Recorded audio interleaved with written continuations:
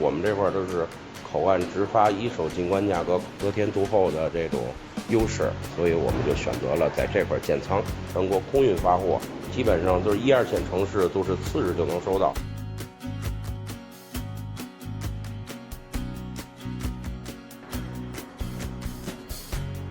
之前呢，我们做的那个平台叫中国东盟智能跨境物流平台，但是随着这个自贸区3.0版的建设，这个平台也需要迭代升级，所以它这个平台不仅仅能够给我们的用户提供物流方面的解决方案，从它各种需求的方面都能够解决。中国东盟自贸区建设是给整个产业带来了很多商机。那么在 RCEP 落地之后呢，我们这个朋友圈更加广了，